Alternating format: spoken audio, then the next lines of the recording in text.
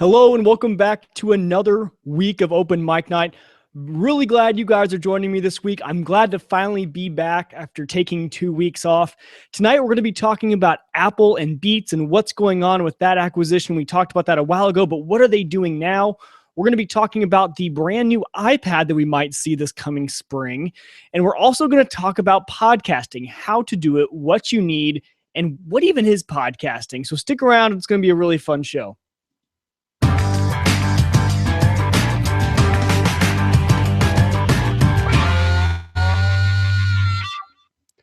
All right, so like I said, welcome back to another week of Open Mic Night.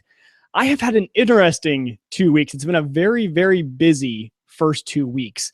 And so as you guys know, I did not do the show the last 2 weeks.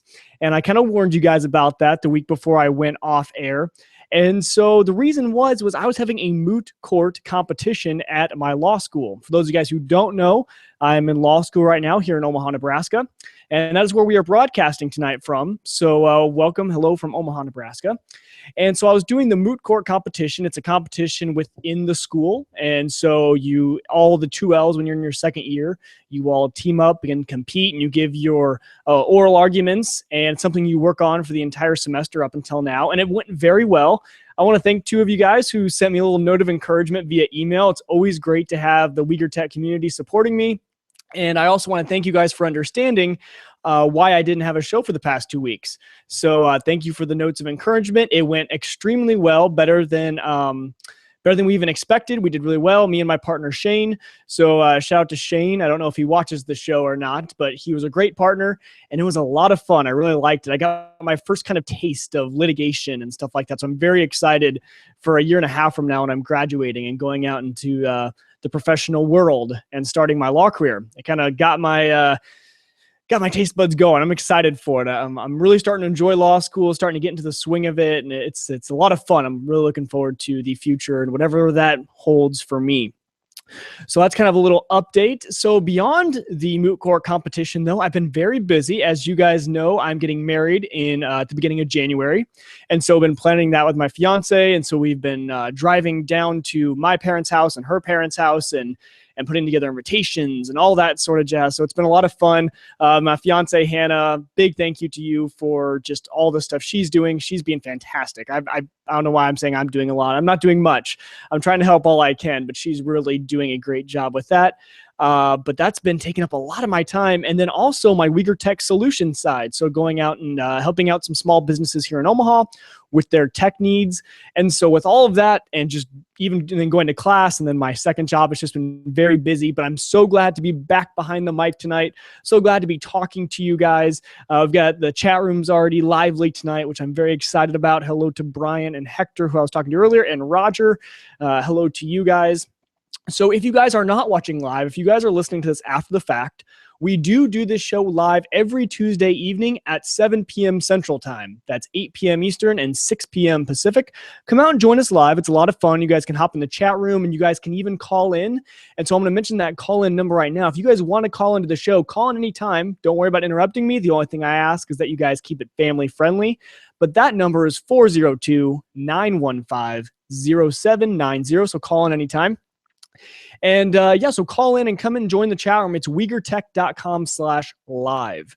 That is where you can join us every Tuesday evening, with the exception of the last 2 weeks. But usually I'll post on Twitter or on my website if I'm not doing a show. I know the first week actually it didn't get put up on my website, but last week I had a note just saying I wouldn't be doing a show.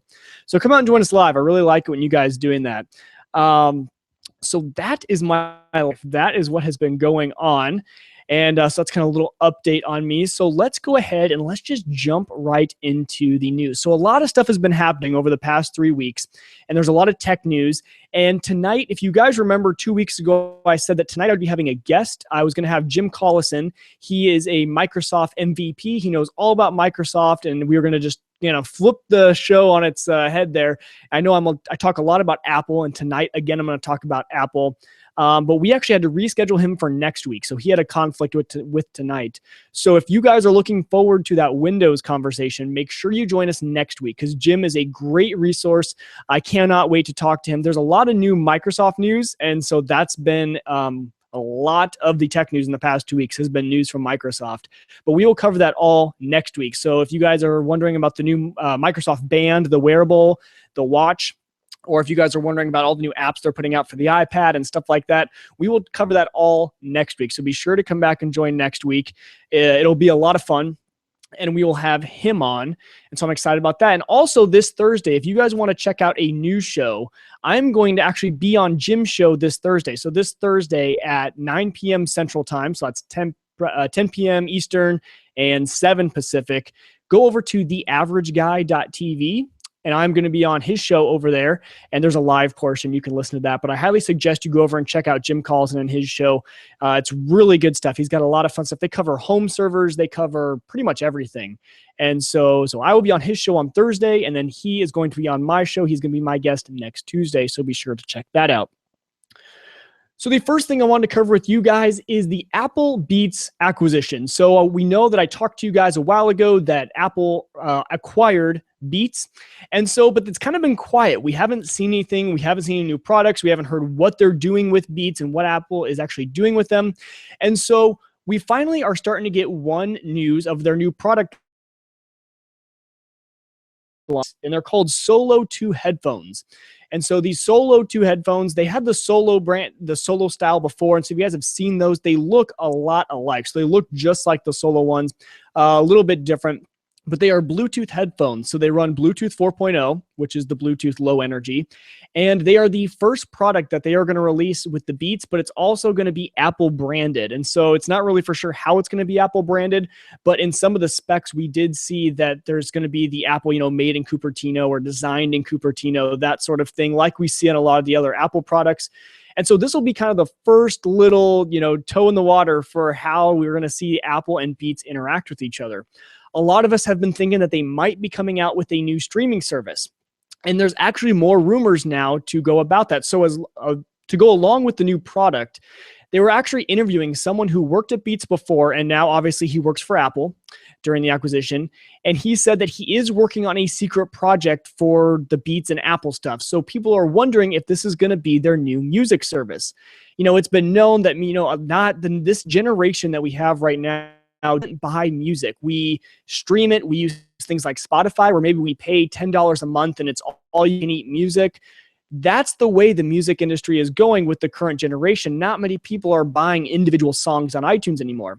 Back a few years ago when iTunes first came out, that was huge. Being able to buy music without going down to the store, and you can actually just buy it and download it, that was great. But now with the progression of the internet and how we're always pretty much connected to the internet, our phones now with the LTE connections, we have fast enough internet that we can stream music. We're not really buying music anymore.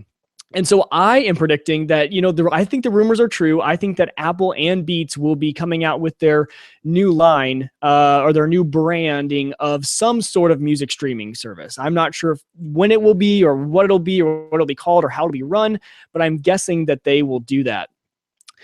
And so that is kind of the news out of the Apple Beats thing. So we're going to see the Solo 2 headphones. They're going to be Bluetooth, and they are going to be Beats and Apple branded. Now, you guys know that I have talked about before, I don't think Beats are the best sounding headphones out there. They are expensive, and I think they have a really good sound, and I think that, but I don't think really you're paying for the sound quality. I think you're paying for just that brand. Wearing Beats headphones, it says something. It says, it's kind of it's like a piece of jewelry. The way I consider jewelry is expensive is because it's more of an accessory, and they do sound great. I'm not bashing the sound on Beats, but I don't think what you're paying for really is the sound quality. I think you're paying for, look at all the commercials they have about Beats. It's of pro athletes wearing them. You got Colin Kaepernick, who actually just got fined by the NFL for wearing them, but Beats is probably going to pay that fine because they want these really high, very popular people, accomplished athletes. They want them all wearing their brand. And so people want to be like those athletes, and that's why they wear Beats. And so it'll be interesting when they start to market these new Beats headphones. I will wonder if Apple has a say in how they market it. I wonder if their marketing will change. Although I don't think it should, because I think the marketing for Beats has been one of the most successful marketing campaigns of this generation of tech. I think it works really well. People want to wear Beats. People buy Beats, even though they're not the best sounding headphones. For me, I'm a Bose person. I have the Bose Quiet Comfort 15 headphones, and I love them. I think they sound fantastic. And so I'm a Bose fan. I know a lot of people think Bose is the same thing, overpriced for not that great of sound quality, but it is my favorite. But I will be very interested to see how the whole marketing for these new Beats headphones works. I wonder if they'll stick with Beats and let them kind of stick with the marketing they've had in the past, or if Apple's going to kind of redo their branding and redo their marketing. But we'll definitely see that when they start to come out with these Beats headphones. The reason that we know about these headphones is because they had to apply to the FCC to get, approval to have, all the stuff in the headphones. They need that all approved. So that is why we know the information we do, is because we were able to see that application and see what all they put on there. So that is the biggest news from Apple and Beats. But the next news is that we just saw a few weeks ago, since I haven't had a show in the past 2 weeks, but I did cover a few weeks ago that they announced the new iPad. So the new iPad Airs, the new iPad Minis, they added that entire new line. But there is a rumor that there's actually going to be another iPad announcement in the spring. And so what that would be some sort of iPad Pro. Now, no one knows the name of it. No one really even knows if this is a for sure done deal. Obviously, as we know, Apple keeps a tight lid on everything. But the rumor out there is that they are going to come out with an iPad Pro, which would be a larger iPad, something in the 12 to 13 inch range, and something more to compete with the Microsoft Surface. So when they rebranded the iPad and went with iPad Air, that was maybe going along the lines of their MacBook Air. They're lighter, still powerful, but not as powerful as their Pro line. And then they have their MacBook Pro on the laptop side. So what they're wondering is if, since they rebranded the iPad to the iPad Air, if they're going to now have another version of the iPad that's their more beefier version. Maybe it has more features. Maybe it has more connectability. Maybe it has a built-in keyboard. Who knows? I'm not really sure. I would be very surprised if they went along the lines of a built-in keyboard on their iPads, just because, yes, the Surface is a great product. I've actually used it a few times. A few guys at work actually use it, and they really like it, and it is a good product, but I haven't seen it take off as much as maybe some other products do. So I'm not sure if Apple will go along that line of a detachable keyboard or anything like that. But just the idea of a beefier iPad that can do more is very intriguing to me. I love my iPad. I use it all the time. But I've stopped really taking it out of the house. It's kind of a media consumption device for me on the house. And I would love to start using my iPad more as a creation tool. And I think that's the one thing that the Microsoft Surface line can do really well, is you can use it as a fully functional computer. You can edit on it. You can do a lot of things. You could even edit video on it. You can do a lot of things on that Surface that on the iPad, yes, you can do, but sometimes it's honestly a little clunky. I think some of the people that, claim that the iPad, oh yeah, but you can do all that stuff on the iPad. Yes, you can, but I've tried to, and it's just not as pleasant of an experience as I would like, especially because there's no way to, you can't put in a USB device. I can't just put a flash drive into my iPad. I can't connect a keyboard to my iPad with a USB. I mean, yeah, there's the Bluetooth keyboards and stuff like that, but there's just a lot of things I would love to see on the iPad that I think they might include in this iPad Pro. So I'll keep you updated as the rumors come out.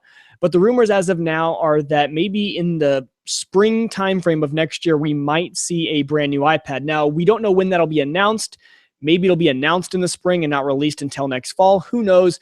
But either way, I'm just very excited for the idea of an iPad Pro, a beefier iPad that can just do more.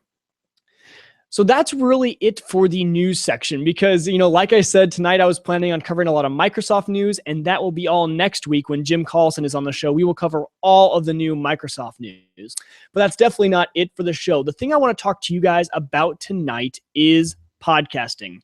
Now, every week I always tell you guys that this show is available after the fact in podcast form, but I'm still getting a lot of questions on how actually they go out and get that podcast.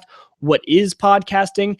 And then beyond that, I've actually gotten a lot of questions from people who want to start a podcast, whether it be for their church, for their business, or just their personal life. They want to start a podcast and they don't really know where to start, how to get their podcast, people to get their podcast. So tonight we're going to just devote the rest of the show to podcasting. What is it and how do you do it?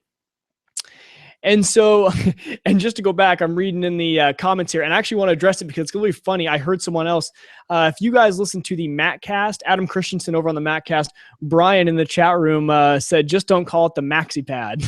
And that's actually the joke going around the internet right now, is that it would be the MaxiPad because it's a very big iPad.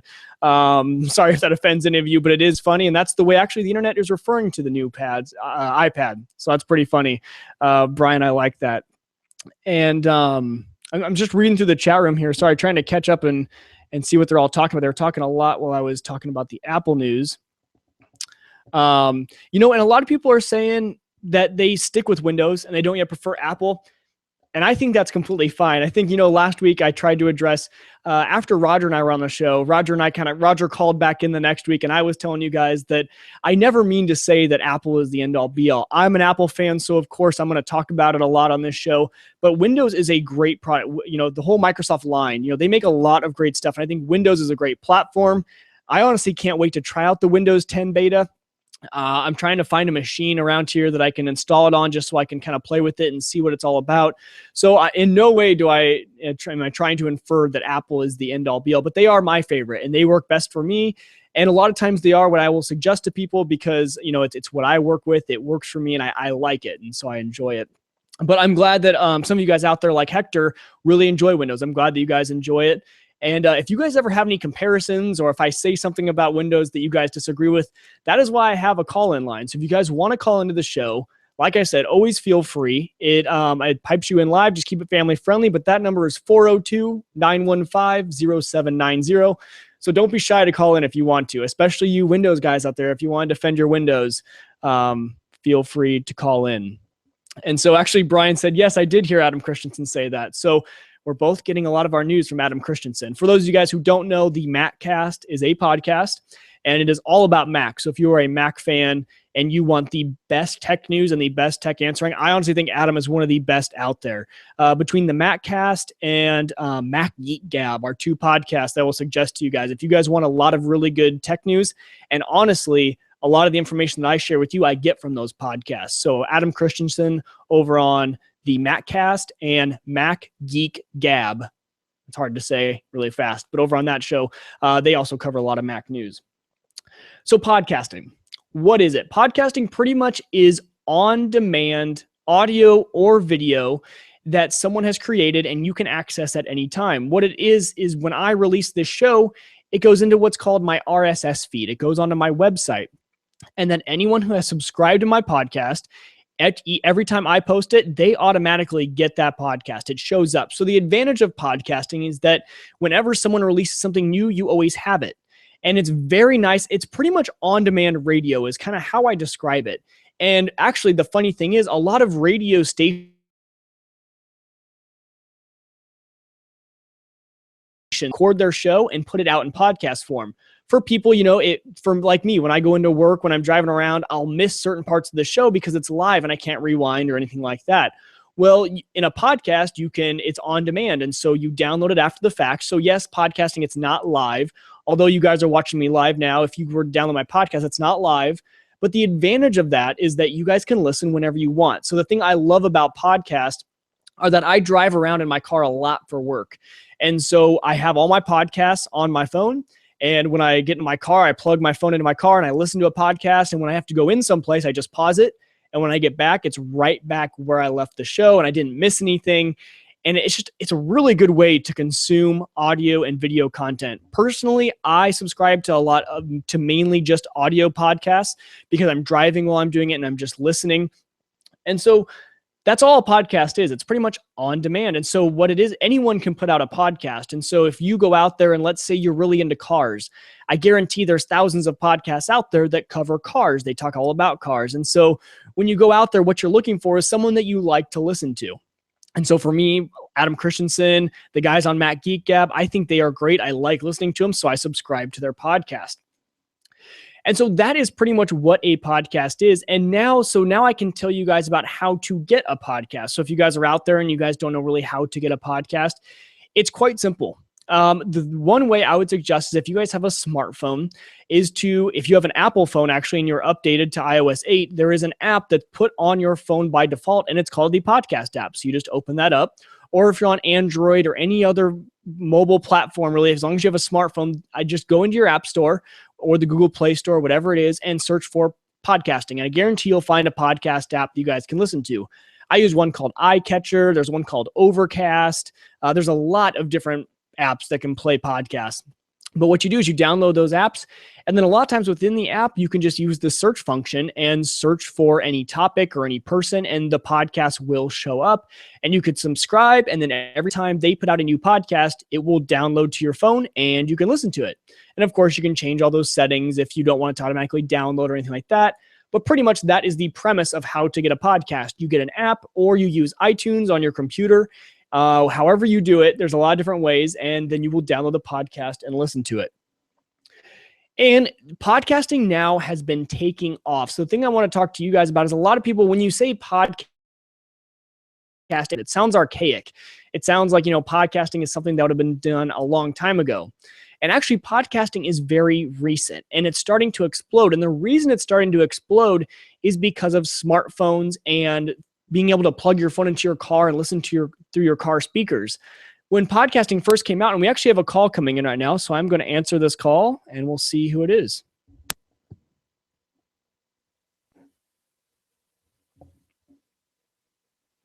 Hello? Hello, Mike. Hi, who's this? This is WOMN Radio. How are you? I'm doing great. How are you, Roger? I'm doing just great. You were talking about podcasting and that, and just want to put my input as always. First, I want to start by saying, podcasting is great. It really is. And of course, it's a great way to catch the program that, you like and that you favor that, you couldn't catch live. Of course, live is always the big thing, but unfortunately, not all of us can catch it live. But also I air on my network, WOMNradio.com, some podcasts such as yours. Yes. We rebroadcast it. Hopefully we can get it on there live in the future is what I'm looking at in the prime time slot for you. But, podcasting is a really great tool to utilize to really promote your show. And I think it's a really good way for any beginners out there listening in or watching that, on anything you want to talk about or do a program on. Yeah.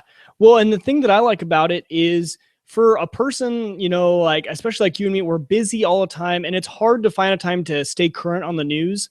If you don't have time to read or anything like that, if you subscribe to podcasts, you can find a podcast on the latest news, tech news, international news, politics, whatever you want. And then whenever you have time in your car cleaning, just turn your podcast on. And it's a great way for me to consume media and to hear and to keep up to date on news and everything like that. It's honestly the only way I stay up on the news. I don't watch TV, and honestly, I don't have time to sit down and read articles too often. So I think for people out there, I think a lot of people just don't know really the power of podcasting and what they can get out of it. And so a lot of people maybe think of it as entertainment, but for me, it's a source of news. It is, and a lot of educational news at that. Yeah. And then if you're into the comedy scene, I'm sure they got comedies, or like documentary or whatever. I mean, I'm sure they have a subject, formatted to fit anyone's taste out there. Exactly. And that's, I'm going to start getting into that as I start talking about creating podcasts. For those of you who want to create podcasts, the best podcasts are ones that fill a niche. And so if you are very passionate about some sort of something very niche, if you like, crocheting, I'm just trying to think of something that maybe not many people will publish a podcast on. That's great because I guarantee there's an audience for everything. If you're into something, there's going to be someone else that's into it too. And so the best thing about podcasting growing is that the audience will be there when you're ready to share your information with them.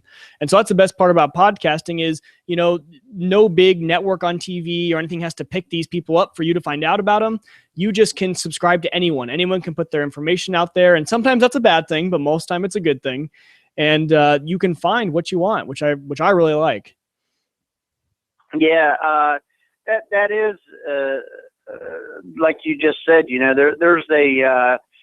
There's a subject out there and an audience for anything, any subject out there that you could think of. I mean, whether it be an audio podcast or even a video podcast, if that would be your preference. Right, exactly. And then the great thing about doing a podcast is just like doing with you, you don't have to just release it as a podcast. That's one of my options for my listeners. If you guys don't want to watch live or watch on YouTube or watch over on WLMN Radio, then you guys can download it in podcast form. But if you're doing the podcast, there's a lot of other ways too. Once you've started that podcast, you can take that audio or that video and go out and put it a lot of different places and really make it really accessible. And if you find someone like Roger here at WLMN Radio, you could even put it out on the internet on streaming through their service or anything like that. So there's a lot of different possibilities once you get into podcasting. And that's kind of what I found out, because I started out just doing the podcast and then it kind of grew into some other things. So. Yeah, and I'm telling you, folks, the Open Mic Night program has really evolved and is still evolving, and I believe it's going to really take off. Not just on my network, but I think through a lot of other venues, across the internet. Because Mike, you do a great job. I appreciate that, Roger. Thanks. You're welcome. Thank you for calling in. Sorry. Yeah, that's all right.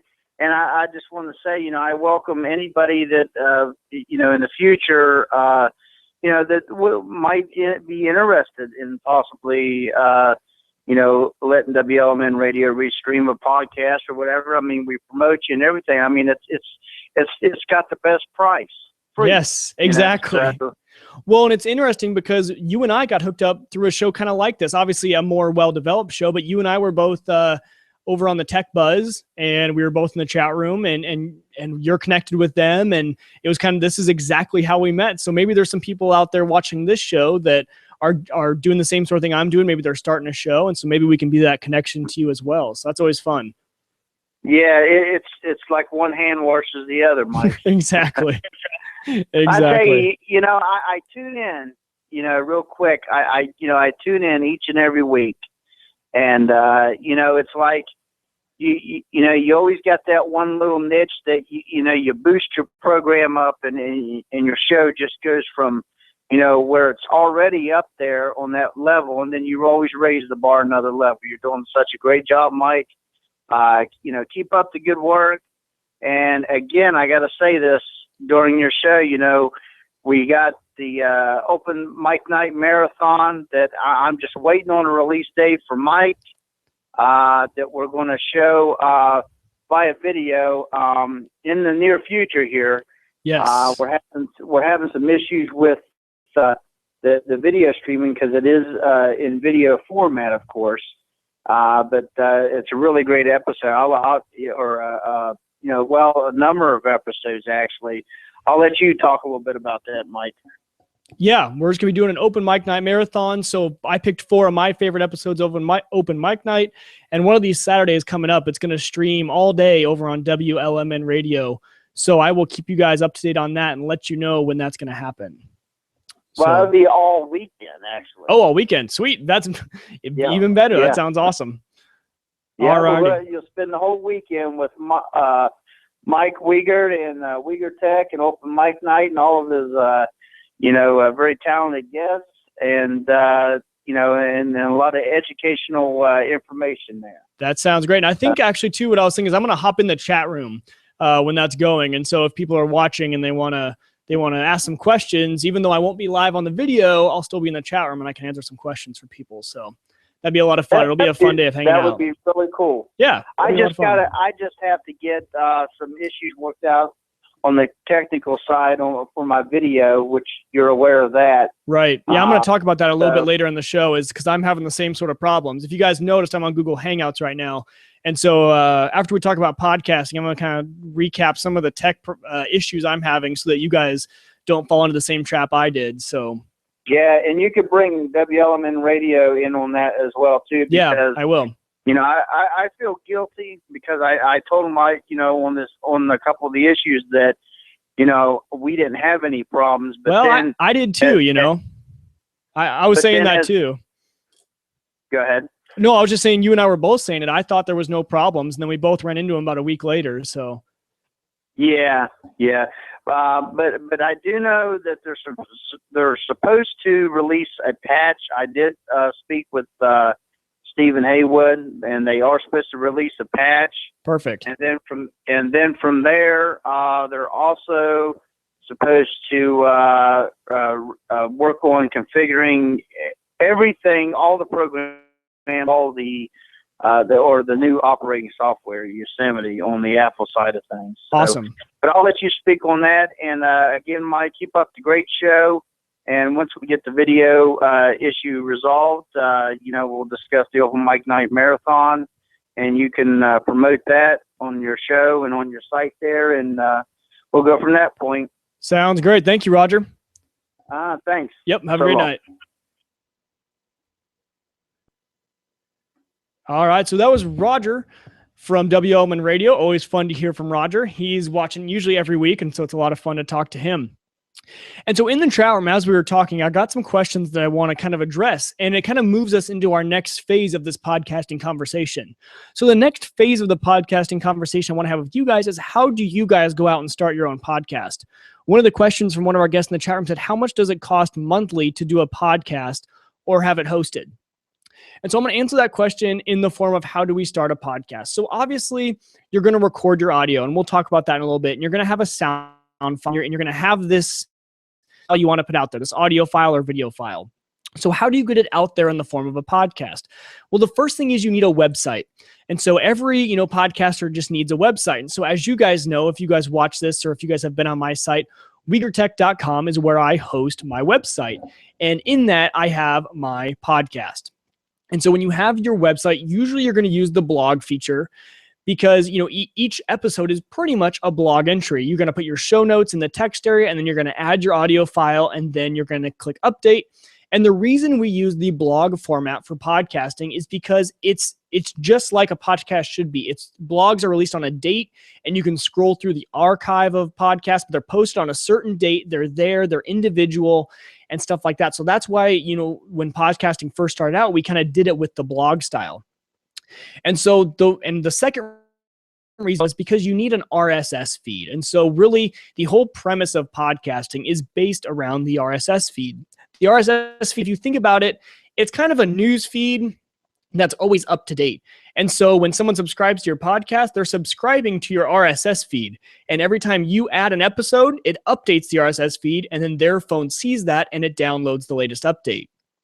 And so when we're talking about monthly cost, we have to pay one for the website, and then we have to pay again to host the files. And what hosting files means is that you guys need to put your files somewhere where everyone can access them. Now, some people have their own servers in their own house, but that can be expensive, and the heat issues, and you have to use your own internet. And if your internet goes down, then people can't access it. And so what you're going to pay for is a host company. So for me, I use MediaFire. And so if you guys head over to MediaFire.com, you can see it's a host website. So I upload my files there.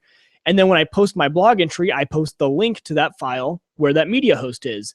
Now, hosting companies, they let them handle the server. They have servers, they have redundant power, they have backup power, they have usually the media hosts are going to be great for hosting your file. That is why you usually choose a media host instead of hosting on your own. Both of these things cost money. So having a website and having a hosting costs money. Now, MediaFire is an extremely affordable host. I actually am shocked at how inexpensive it is. You get a terabyte of storage and a terabyte of bandwidth for $2.50 a month, which is insanely cheap. If you guys have ever had to buy hosting before, you guys won't even believe that price. And so when you think about hosting, you're talking about storage and bandwidth. What does that mean? Okay, so when you have storage, that means it's just like your hard drive in your computer. Let's say your hard drive is 500 gigs on your computer. That means that if you have a 1 gig file, you can only store 500 1 gig files. And so storage is just, let's say, each thing's half a gig, then you're going to be able to get 1,000 shows. And so you get 1 terabyte of storage on MediaFire, or you can go to any other host. But for me, I choose MediaFire. So I get 1,000 gigs. Pretty much that's a terabyte, which is a lot, especially, when my audio files and video files aren't that big. That'll last a while, and then I can always buy more storage if I need it. But the second component beyond storage is bandwidth. Now, what is bandwidth? Now, bandwidth is every time someone accesses that file and downloads it. Let's say it's a 1 gig file. If one person downloads it, that's using 1 gig of bandwidth. Now, let's say 5 people download that same one file. That's 5 gigabytes of bandwidth. And so when people are downloading your file, it's just pretty much how big your file is times how many people download it. That's going to be your bandwidth. So if you're really popular, you might need a lot of bandwidth. But for those of us who are just starting out, if you're around 100 to 200 to 500 downloads, then you're probably pretty much going to be fine with a terabyte of bandwidth a month, depending on how big your file size are. So that's hosting. Hosting can be anywhere from $2.50 a month like I pay, but if you start to get really popular and need a lot of storage, you can pay in the hundreds for hosting. But for most people, you can get away with about $2.50 to, I'd say, about $10 for hosting. Now, the second aspect of it is a website. So for me, I choose Squarespace. I love Squarespace. I think they are the best way to build a website. Very easy, very intuitive. I think if you don't know a lot about coding and stuff like that, if you just want, or even if you do know a lot about coding, but you just want simple, you don't want to have to worry about that with your website. You want drag and drop. You want to be able to edit all the colors, fonts, templates, everything, and you want it hosted on its own. So for a website, you also need hosting, but most of them are starting to include that now. So for Squarespace, I paid $20 a month for my website. So to have WeagerTech.com out there and to have my podcast and everything else I have on WeagerTech, that cost me $20 a month through Squarespace. So for me, this has been a very long answer to the person's question, but for me, it's about $22.50 a month to host my podcast, to have a podcast out there, which isn't too expensive when you think about it. If you have, like I do, if you put your videos on YouTube and you get some ad revenue that can maybe cover it, usually you can pretty much go break even if you get your videos out there on YouTube and you make money that way. But either way, it's going to be, I'd say, anywhere between $20 to $50 a month to get started into podcasting. And it might even be cheaper. You guys might find that you can find cheaper solutions. I use Squarespace, but that's honestly a minority in the podcasting world. For most podcasters, they're going to use WordPress. And I will admit, if you do any sort of video podcast, then you should probably use WordPress. I found a roundabout way to do my video side, but Squarespace only supports audio podcasts, not video.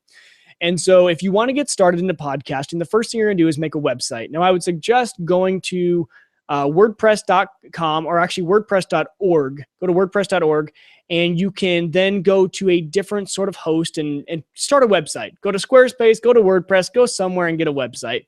That's step number one. Get a name for your podcast, know what you're going to do, and then you're going to buy a hosting plan. And then you're going to get to the fun part, which is actually creating your show. And so that is the fun part. For me, I kind of did it backwards. I started creating my show and then did my website. And you can really do it either way. If you know your vision and you know where you're going, where you want to go with your show, then by all means, create your website first. Start getting some shows under your belt and see if it's something you really want to do. There's this kind of rule of sevens in podcast. And I got that from Jim Collison and from Dave Jackson over at the School of Podcasting. I think it's 7. It might be 3. It's either between 3 or 7. Pretty much people will maybe do 7 episodes. If you can get past 7 episodes of doing a podcast, then you're more likely to stick with it. There's tons of podcasts get started, but not many of them make it past that 7 episode mark. And so after you have your website and your hosting, you're going to start making your podcast. Now, what all do you need to start recording your audio? We're just going to pretty much focus on audio podcasts, and we'll get into video podcasts in a little bit. But if you want to start doing audio podcast, you're going to need a microphone, just like I do. You can use your built-in microphone on your computer, but I would suggest buying some sort of microphone. You can also get a microphone like this. This was actually my first microphone, and actually, sometimes it actually sounds better than the microphone I have right now. This is a Blue Yeti mic. And so on the bottom here, you've got your USB port, and it comes out here and just goes right into your computer, plug and play. Super easy to use. And a microphone like this, I think, runs about $80 to $100. But the microphone I have right here, actually, this is the Audio-Technica ATR 2100. I got this for $60 off of Amazon. And the thing I love about this is that it does have USB. So if you just want a USB microphone, you wanted to plug it into your computer and you want to record some voice, it's a great way to do that. And so the Audio-Technica 2100, ATR 2100 has the USB option, which is fantastic for you guys, for you beginners. But the thing I love about this microphone is that it's going to be great as you grow. Because when you start doing your podcast, a USB microphone plugged into your computer is going to work great. That's what I started on. But then you want to start getting a little more sophisticated. You want to start maybe adding in some sound effects, or you want a second microphone. You want to start doing interviews, or you want to start adjusting with the bass and the treble. There's just some more things as maybe you get a few episodes in that you want to do. The fantastic thing about the Audio-Technica ATR 2100 is that it also has XLR. So you guys see this XLR cord that's running into my microphone. So you can start out with USB and then you can move up to XLR. And the reason you would go up to XLR is when you have a mixer. Now, I can't really bring my mixer over. It's kind of planted on the corner of my desk. But what I have is just a basic mixer. My mixer also cost about $60. It has 2 microphone ports and then 2 line ins. And you can adjust the bass, the treble. So what I have is I have this microphone. If I have a guest, I can bring them in. When I'm piping in from my second computer right here, when you guys call into the show, just like Roger did, it comes through a second computer and that goes into my mixer. So when you get started though, I would really suggest a microphone, but I would really suggest, especially to grow with you, because I guarantee if you stick with podcasting, you're going to want to get a mixer later. You're going to want to grow. And this microphone is the way to go because it does both. And so that's what you're going to do when you're looking at equipment. The first thing you want to do is get a microphone. And I would suggest a USB microphone to make it easy to plug into your computer. And you're going to use a basic any audio application. So if you're on the Mac, I would suggest QuickTime or GarageBand.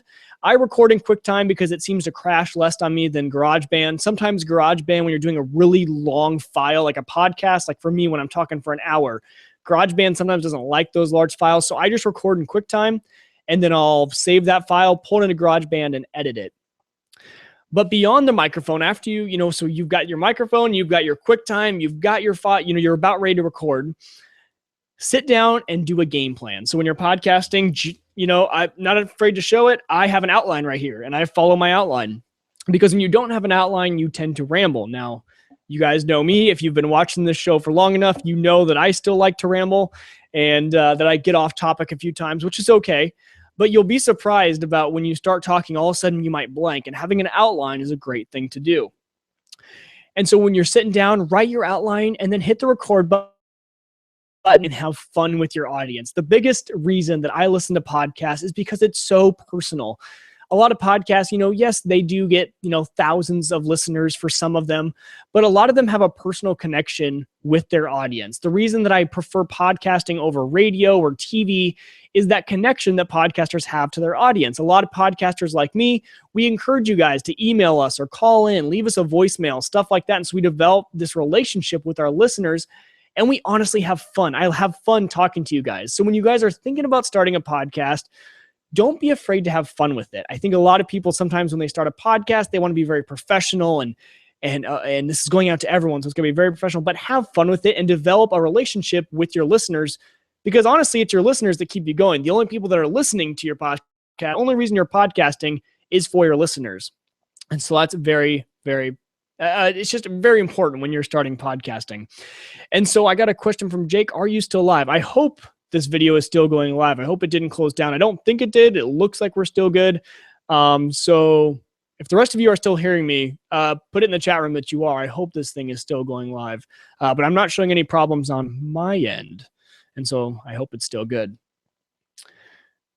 But okay, so you've done your show, you've recorded it, you have fun with it, you talked about your topic, and then you've got to upload it. So when you upload your podcast, you simply go to that host like you bought before, like Mediafire. You upload your file there, and then you go over to your website, you create a new blog entry, and you type in the title, you type in all the notes about your show, what you talked about that day, and then you link to your host. So your host will give you a link to your file. On Mediafire gives me a link that I can use.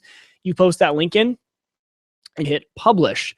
Now, the first time you do this, you're going to need to go in and grab your RSS feed from your website. And, usually if you Google, if you're using WordPress, it's very simple. Squarespace, it's very simple to find that RSS. And so you'll get an address for your RSS feed, and you pretty much take that and you can actually just send out that RSS feed to your listeners. So if you just Facebook out here's my RSS feed. Now that makes it a little more complicated because if people want to subscribe to that, they have to copy and paste the link and open their podcast app. So most likely what you'll do, iTunes is still the best way to access podcasts.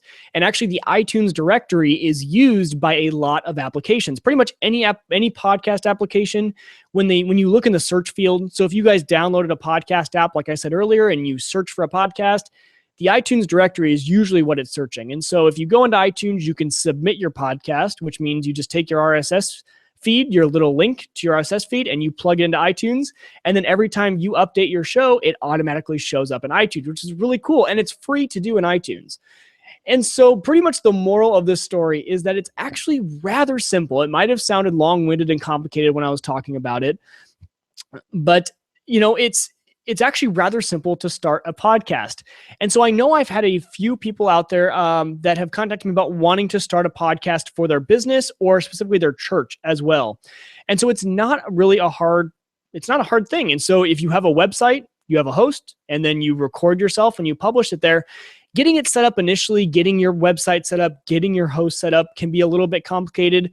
Getting your podcast submitted to iTunes, a little bit complicated. But honestly, once you've done that first episode and once everything is set up, it's as simple as uploading your file and uploading a new blog entry to your website, and you're done. It's so simple after that, and it just goes live and it's there and people can download it and subscribe. And it's just the best way to listen and get your voice out there. And so the main reason, I think, from some people say, why would I podcast? What would I podcast about? If you are a business or a church or something, a lot of times people use it to keep people up to date. You can do a weekly little, up-to-date thing on your church or through your business. Or if you have a niche market, if you like talking about certain things, it's just a great way to interact with your audience. And the one thing I'm going to talk about with Jim Collison next week is podcasting for the business. Jim works at Gallup and he does a lot of professional podcasting for Gallup for the business. And that's a kind of a new thing. People are starting to say, hey, podcasting is great. We could maybe use this to grow our business. And it's a great platform to grow your business. And so next week, be sure again to tune. There's just so many reasons to tune in next week. I think it's going to be a lot of fun. Me and Jim Collison talking about Windows and home servers and also podcasting and podcasting for the business. And so I think he'll have a lot of great insight onto the statistics on how it does grow your business and grow your listeners. But it just gives one more way that your business name is out there. But for me, I do it as a personal thing. I do it for a fun thing. I do it for fun because I like talking to you guys each week. And so the final thing I was going to say about podcasting is, and then we actually have another call in here. So I am going to get them on the line. Let's see here.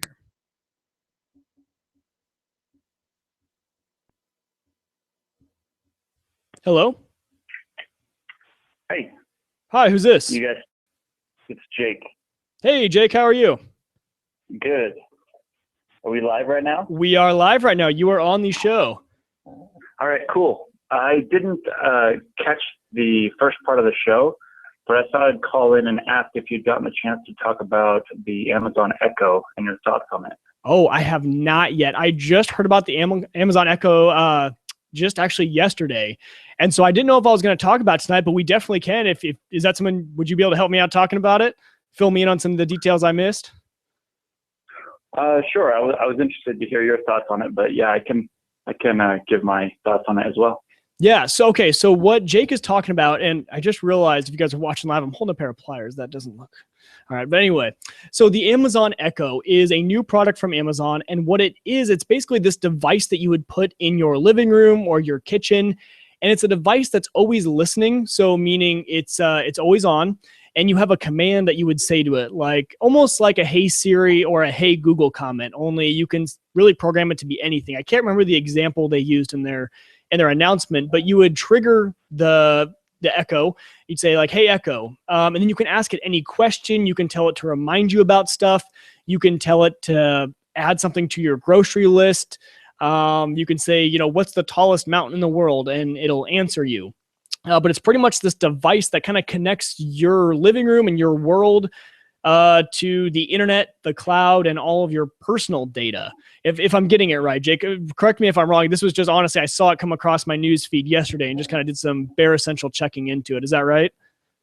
Yeah, that sounds about right. I'm just curious what your thoughts are as far as how successful you think it'll be, and just the technology in general. Because the interesting thing to me is when Siri first came out, I was skeptical because you can't really use Siri around other people. And the same thing is true with Google now. You can't really use it when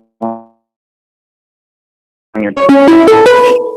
Oh, geez. Sorry, we got another call. It's blaring you out. 1 second here. I'm not gonna be able to hear you for a second. All right, sorry about that. We had another call come in at the same time you called, and it was very loud. That's fine. Okay, so keep going. Sorry about that. Well, so I think that voice has always been really interesting to me, and I think that Amazon is in a unique position with the Echo to test the voice technology out more than Apple is given that opportunity, because quite recently I've kind of got onto this these two different concepts called determinism and then probabilism. And Apple tends to take an approach of a deterministic view, which is we're going to make exactly what we want to make, and we're going to focus on it. Now, Right. for companies like Google will take a probabilistic, which is we just create a bunch of different things, and then we figure out what works, and then we go that direction. So it's more Right. of an evolutionary process. And as I was learning about these two different concepts, I thought that Apple is kind of stuck in a situation where if they were to come out with a failure, it would affect their stock price, and people would start saying it's the end of Apple. Oh no! But then the thing with the Echo, I thought, well, if the Echo fails completely and it doesn't catch on, nobody's going to worry about Amazon at all. The stock price won't be affected, and nobody will call Amazon a failure. See, So I wanted to hear your thoughts on that and what you think Apple can do to kind of, I think that every time Apple has a failure, it's much more of a big deal. Right. And I worry that we're getting to the point where we're not allowing Apple to be innovative and take risks. See, and that's interesting. Actually, I've never heard of those two perspectives before, but it's a great way to think about how these products do it. And I'll tell you what I think about Amazon. I think that Amazon so they came out with the Fire Phone. And if you haven't heard of the Fire Phone, Jake, you probably have, but for any of our listeners who haven't heard of it, there's probably a good reason, because it was a non-starter. It didn't take off. It had decent specs and everything like that. It was pretty much their attempt at a smartphone. And they had one really cool feature where you could point it at anything and it would show you that product on Amazon. And it was pretty much a phone that linked you to Amazon. So if you bought a lot of stuff on Amazon, it linked you there. It went nowhere, and it was a failure, and it still is a failure. No one likes the phone. No one uses the phone. And so we started to hear a little bit of rumblings, though, from the shareholders that we need Amazon to actually, okay, you had your failure, now start getting with it. I don't think the Echo is going anywhere. I honestly don't. I think it scares a lot of people still. I don't think it's a good way to get into the market. It takes too many leaps at the same time. You're putting a device in my living room that's always on, always listening. Technically it's not listening unless I activate it, but it is. And I also don't want to trust Amazon, because look at all this. Anything I search anywhere, I get Amazon. Amazon knows. I get Amazon pop-ups. I get Amazon banner ads on every website I'm at, having me, look for stuff. And so I don't want every conversation I'm having with Echo to be putting in advertisements and suggesting my stuff. Mainly the reason I don't want that is because Amazon is terrible at recommendations. I actually don't mind recommendations. I don't mind advertisements when they're relative to me, but the only advertisements I ever get from Amazon are ones of things I either already bought or I decided not to buy. They're never suggesting anything new to me based on what I bought. They're just suggesting the same exact stuff that I already did. And so, I don't know, for me, I don't hear too many people talking about the Echo. Yes, I know it was just announced, but I don't think it's going anywhere. Now, the interesting thing is that I actually think Microsoft was one of the first people to do this. When you look at the Xbox One or even the Xbox 360 with the, I'm going to forget the name, the the tool, the eye that watches you pretty much, like the Kinect, Right. the Microsoft Kinect. And when I walk into a living room that has an Xbox One, and if it's my Xbox One, I sit down, the Xbox says, "Hey, Mike," and it logs into my account without me doing anything. I don't have to tell it to do anything. And I can say, Xbox, like, let's watch some TV, let's watch this channel. It's kind of that same sort of portal into the internet, but it doesn't do a lot of the things that Amazon does. It doesn't answer questions for me. It doesn't learn. It said, one of the big things about the Echo is that it's always learning from you. And I don't like it. I like the idea of where we're going with this, of having devices in our houses, but I think the mass majority of people are going to be too scared of the product. We had that again. Oh, man. There's no way to turn the ringer volume down on Google Hangouts, which is annoying. One second. Let's see here. I cannot get this thing to stop ringing. Well, okay, sorry about that. Okay. No, I'm back. So I got it. Okay, what were you gonna say? More than just the company, I'm more curious about the technology. So let's say that Apple does come out with a similar technology. Right. What I see the possibilities with Echo with a device, because one thing that it's similar to text messaging, right? When text messaging first came out, nobody thought, they thought it was a stupid technology. Like, who would text when they can just call? Right. And I think that Echo is in a position to actually take over very slowly without people realizing. It'll depend. We have to get these devices in our homes, but a lot of the critique that I'm hearing is saying, I don't trust Amazon, I don't trust them having my information, I don't like the ads. But the technology in general, to just have something that's sitting there, and one of the unique technologies that the Echo has is that it can, it's basically the far field. It can pick up the voices from the other room. Yeah, I heard about that. Distinguish between your voice and, say, music in the background. So right. It can actually be playing, and it can be playing music. You can say, hey, play Queen, and it'll play Queen, and then it'll keep playing Queen, and you can say, text my wife, and 245 6 whatever, and this is where the technology can go. When I talk, it'll be able to know that it's Jake that's saying it. So I can say, if I name it, I don't know, I'll name it Siri for kicks and giggles. Let's say Apple comes out with a device like this and they call it Siri. Siri, put on my calendar 8 o'clock, meet at Starbucks, here, and here. And it does that. Now, instead of me having to say, hey, Siri, this is Jake, what it can do is it'll know that it's me saying it. And so that my wife can actually just come in the room after and say, hey, Siri.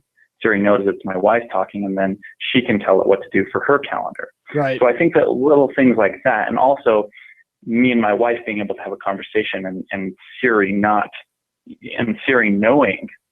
that we're not talking to it is valuable. So one of the things about Siri is that it's not always on. And so I have to pull my phone out and I have to hold down the button. And I think that that's kind of what makes it inconvenient. Right. I'm really interested in where this technology can go personally. And I don't know that Echo is going to be the thing, but if you have the if this, then that app, and if you want to give a brief, I love it, to what that is. Yeah. If you incorporate that technology into, let's say, our Siri home device, that can be extremely powerful. So I can say, don't take any calls if I have a meeting or whatever, or turn off. There's a thing, if you incorporate it with, let's say, if you incorporate it with your Nest device through Bluetooth, you can say, if I'm not home by 6 o'clock, turn off my AC, or turn on my heater. Right. You can. So I'm really excited about this technology because I think it can go. I am super pumped with the technology. I think that people like you and me and some other tech buffs are going to jump on it. I would buy the Echo, honestly. Go ahead and take that call, and I'll just we'll have to continue the conversation. Well, I got it off. So that person, you just call back whenever I'm done with this conversation with Jake real quick. If you're there, I got to turn off. Okay. But basically, because I kind of want to, talk with you just for a few more seconds on this, because I love the technology and it's great. And I agree with you because I want that. And one of my biggest complaints, like you said about Siri, that it's not always on. Now they did add a new feature. And in case you guys are iPhone users, there's a feature when your phone is plugged into power, Siri can always be on. And so when my phone's plugged into the wall, I can say, hey, Siri, and it activates. But now that I have that, I would like something that's always connected. I don't think that it's going to be a starter right now. And the problem is that it needs to be from a company that people trust. And honestly, right now, I don't think there's a single company that people do trust. I don't even say that people trust Apple. I don't think people trust Microsoft, Google, Amazon. And you might correct, I want to know what you think about this too, but at the point right now with technology companies, the way things are going, that they're going to put a device in their house that is always listening to them. I just don't think people are going to do right now. The mass majority, I think people will start to. And I think it's going to be something kind of like wearables, kind of like fitness trackers, where some of the nerdy people start to use it. Some other people will come over to your house and say, oh, how'd you do that? And I'm like, oh, here, watch. Hey, Echo. And I ask it a question. And then they start to say, oh, that's pretty cool. You actually trust that thing? And then we say, yeah, we do. And then they start using it. I think it's going to be a kind of a snowball effect, rolling down the hill where it starts with us, techies, and then it moves into the other sphere. But I like it. I like the technology. I'm not scared of it.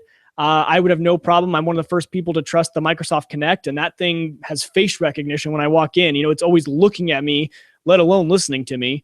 And so, and I trust that. So for me, the technology doesn't scare me. And I think it's actually a really good thing that people are going to like. I might worry that it's going to make us a little lazy, but isn't that the point of technology right now? To get us, make things easier for us. Right. So we can do more, take the mundane tasks out of our life and allow us to do the things that actually matter. So yeah, that's what I think about it. I don't know if that's what you were wanting from me, but are you still there?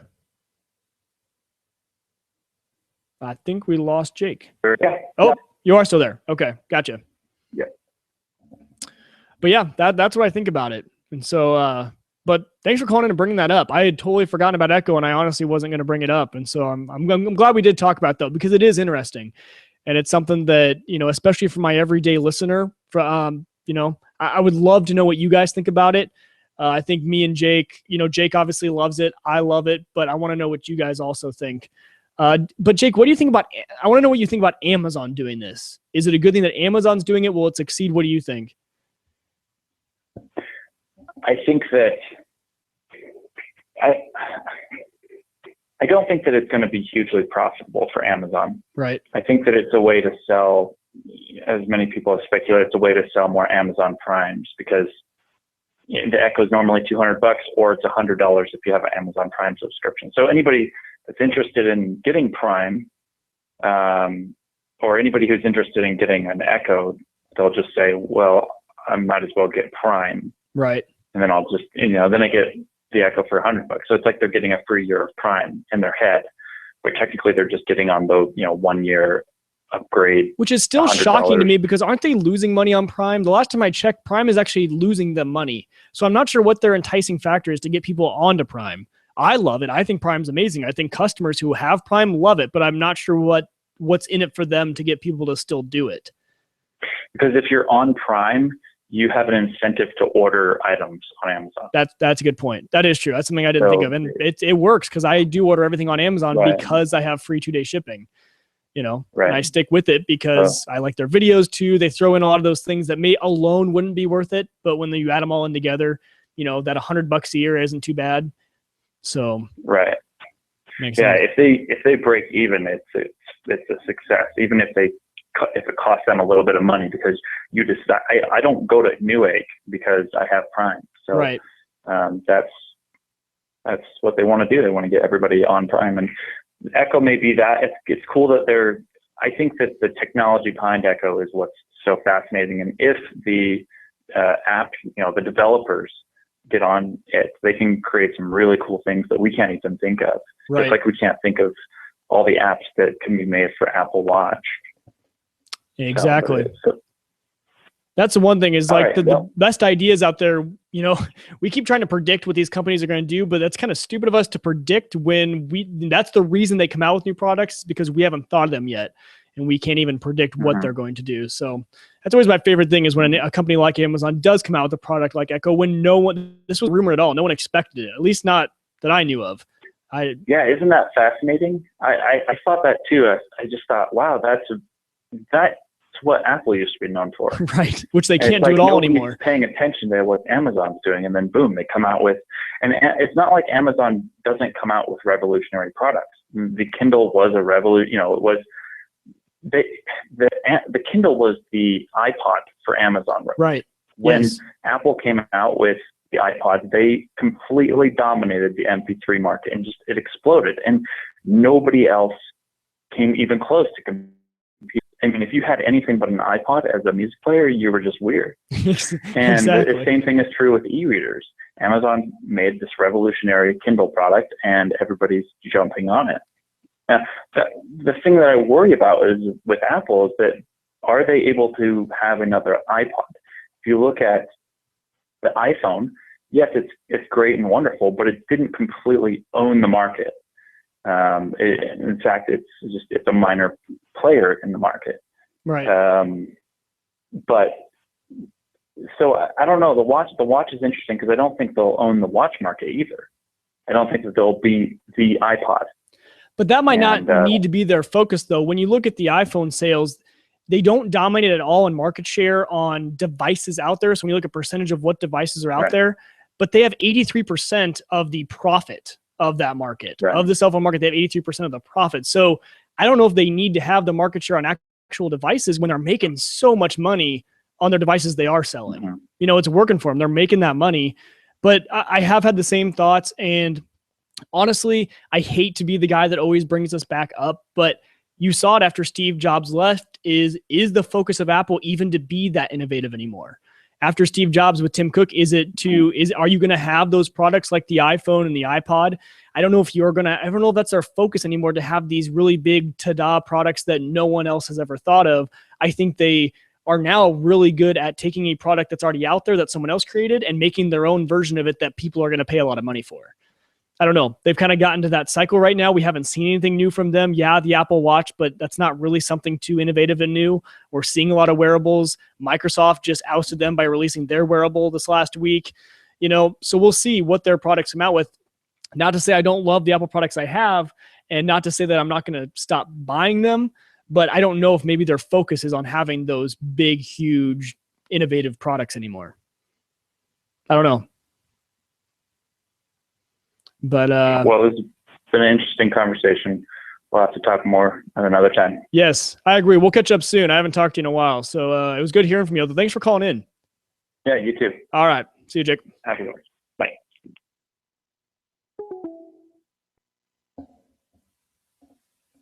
All right, so that was Jake, and he runs a website called Wild Academy, and they are on YouTube, and they do a lot of really good, I've talked about him before. I actually had Jake on the show a while ago. So if you go on YouTube, check out Wild Academy and check out his videos. He's got a lot of really good stuff over there that I really like. He's always bringing up some fun topics. So I'm glad we got to talk about the Echo tonight. So we are running out of time. We are running towards the end of the show. It was another great open mic night. I love talking to you guys. Thank you guys so much for being, it was an amazing chat room tonight. I really liked having you guys there. You guys keep me going. So for all of you in the chat room, thank you. Again, if you guys did not catch this show live, you can check it out in podcast form, WegerTech.com/subscribe. All of the links are there for podcast, for YouTube, for everything. We have one more call coming in, and I'm actually going to take it. We're going to see who this is real quick.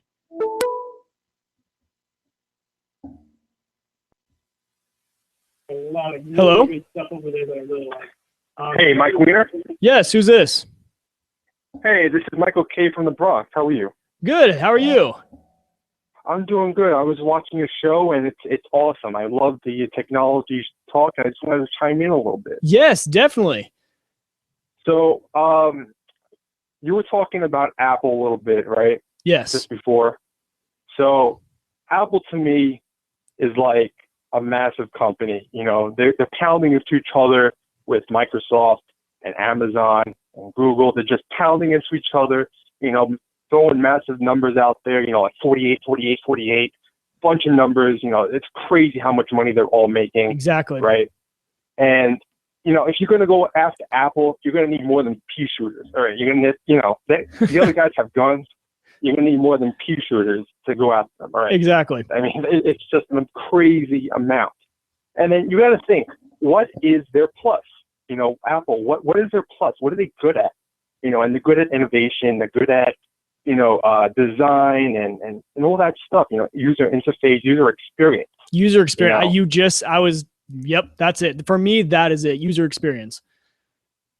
Exactly. And like I said, they're both pounding into each other, trying to get these two different user experiences between Apple and Microsoft, and I just feel like Microsoft is kind of so lost. They he's like, what are you thinking? Are you guys lost?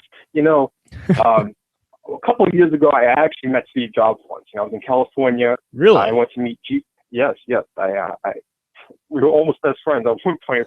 I walked into a Starbucks and we both ordered our own chai lattes, and he gave me a look and a smile, and I was just starstruck. And I would have been too. That's awesome. But I was on my way to meet Jason Giambi, and I ran into Steve Jobs, and it was just an amazing, amazing day. But anyway, just Steve Jobs is such a great inspiration, and I always think about what would our lives be like without Steve Jobs? Right. We wouldn't have iPhones, we wouldn't have this and that, we wouldn't have even Twitter, maybe, tweeting back and forth on the Twitter.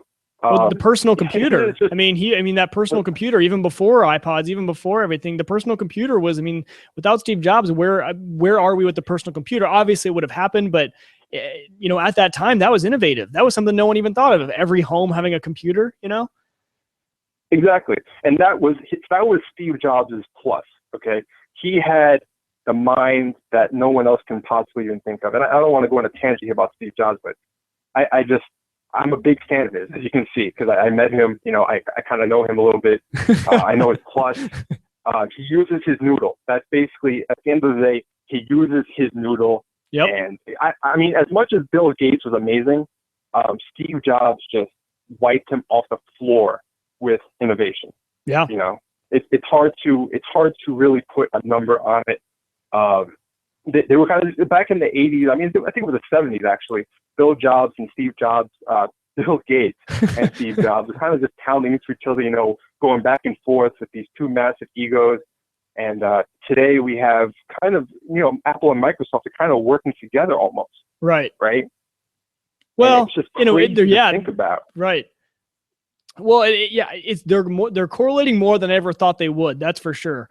They maybe, have some of the same sort of goals in mind right now between the two companies. But, I'm not sure if Microsoft is lost. Next week I'm going to have Jim Collison on. Wait a second.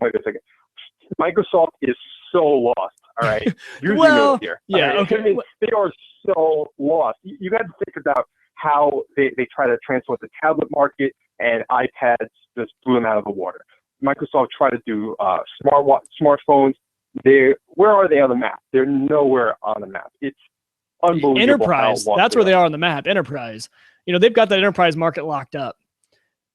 I think that's always been their focus. Now, the one thing I will agree with you on is that, I see them now not focusing on enterprise, and they're going towards mobile. They're going towards personal. They're going towards the, tablet, like you said, stuff like that. And I think that Microsoft should honestly stick with enterprise because they already have the market locked up. But they're, with Windows 10 and everything, and you saw with Windows 8, they went to that whole Metro interface, and the enterprise hated it. And the enterprise is their cash cow. That's where they make all their money. And so I will agree with you that the reason I will say, they are lost is that I don't know where they're going, but they do have a market. They have the enterprise there, and that's, I think, what their prime customer is the enterprise. But you know what? That only gets you so far. The business, it's there. But at the same time, the consumer market is so huge, and that's right. And Apple has a grasp on that. No, yeah, that's I would agree. Plus. Right. That's your Wolf. Yeah, and I would agree that if Microsoft's trying to enter the consumer market, they've got to they've got an uphill battle fighting Apple, fighting, Samsung, fighting anyone like that, because those two companies, Apple and Samsung alone, make up, about almost 100% of the profit in mobile phone, just in sales and stuff like that. And so, yeah, no, I would agree with you there. Yeah. So where I work, I have competition, and I just wipe them off the floor in terms of my market. My market share is off the charts in terms of where everyone else is. My resume, my paycheck, my longevity, it's all beyond where my competition wishes they could be. They try to make little knocks at me here and there, but you know what? I don't care. Who cares? They're so lost. All right. They try to make tweet awards after me. They try to tweet at me, these subtweets and stuff like that. But you know what? I compare myself to Steve Jobs. I think about his plus, and he was an inspirational person. I try to be inspirational as well. And when you think about Apple and Microsoft, it's crazy. It's just insane. And I don't even know what else to say about that. Yeah, well, I don't either. But I agree. You have some really good points, and a lot of stuff I would agree. And I just don't know where Microsoft is going, and that's why I'm excited.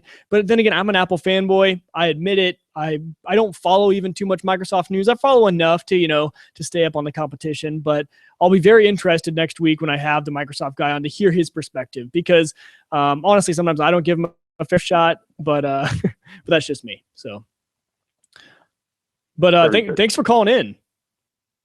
All right. Well, do you have a website or a show or anything you want to promote? Really appreciate it. No problem. Do you have a website or a show you want to promote or anything like that? Yeah, it's MikeFrancesca.com. Okay. MikeFrancesca.com, actually. Mongo Nation. Great. Awesome. Sounds right. Great. Well, thanks for calling in, and glad to have you watching the show, and I hope you enjoy it. Awesome. See you later. All right. Bye.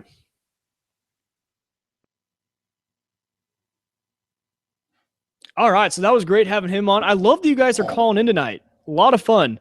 I like having all the input. It really makes my job a lot of fun having you guys call in and bring up topics that I didn't think of, to talk about. And so that's going to do it for tonight. Like I said, WeagerTech.com/subscribe gets you access to the show in podcast form on YouTube, anything like that. So head on over there. If you guys want anything else about me, my solution site, anything about WeagerTech, WeagerTech.com is the place to go. Like I said, I was having some tech issues before when I was talking to Roger, so that is why I'm using the Google Hangout tonight, even though it's just me. Wirecast and Yosemite are not playing well together, so they're not playing nice. So that was not working out, so that's why I'm using Hangouts. I really enjoy having you guys in there. Thank you to everyone in the chat room. You guys are fantastic. If you guys want to support the show, the scholarship fund that I keep telling you guys about, if you guys buy anything on Amazon, if you ever buy anything on Amazon, if you first go to WeagerTech.com/Amazon, that'll direct you back to Amazon, but I will get credit for it. And what that's doing is that's going into a fund where I am going to buy tech products for you guys, my listeners, and you guys can try them out and let me know how they are. So it kind of helps you guys out too. So if you ever buy anything on Amazon, head over to wearetech.com/Amazon, and that'll redirect you back, but I will get credit for that. So thank you for helping out. Hope you guys enjoyed this week's open mic night. I enjoyed doing it with you guys. Be sure to tune in next week. It'll be a really fun show. But until I see you guys then, tech on.